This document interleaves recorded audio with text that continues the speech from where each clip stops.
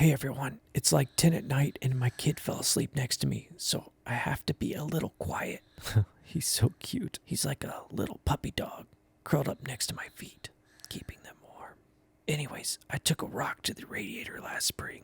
It's now essentially fall and I haven't done anything to the car. When I started poking around, I noticed I cooked my exhaust valve slightly. I decided because I recently rebuilt the head, I would just lap the valves this go around. I measured the bearings on the block and they were just getting to the loose side, so I decided to leave them alone and just hone and throw on a new set of rings. And as an added bonus, I fixed the rock smashing radiator issue.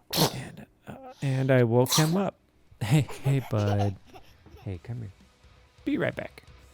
Okay, I got him into bed. We are limited to 100 horsepower in the Challenge Series, and I hit 98.6 with a pretty conservative tune on the dyno. It should pick up a little power as the rings break in, and I want to make sure I'm not overpower, because when I finally beat the challenge, it will be because I drove the shit out of this car.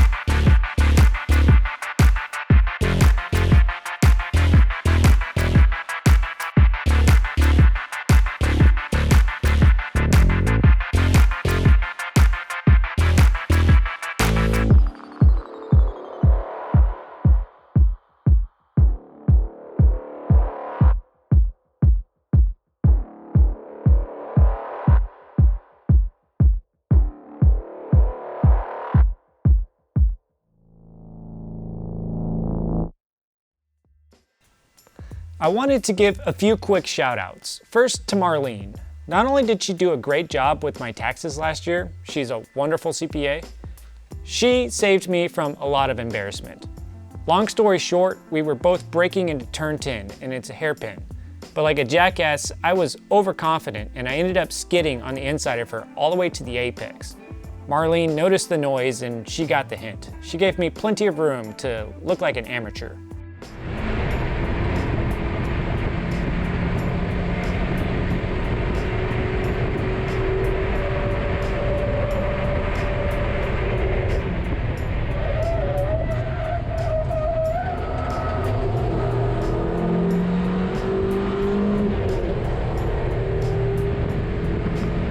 She showed an extreme level of situational awareness, and I think it was amazing. I'm very proud of her. I would also like to give a shout out to the Harris Hill Raceway team for making all this possible. If If you're on the fence about getting into door-to-door racing, they will show you just how affordable it can be. I put a link to the website down in the description. Thanks everyone, and I'll see you in the next video.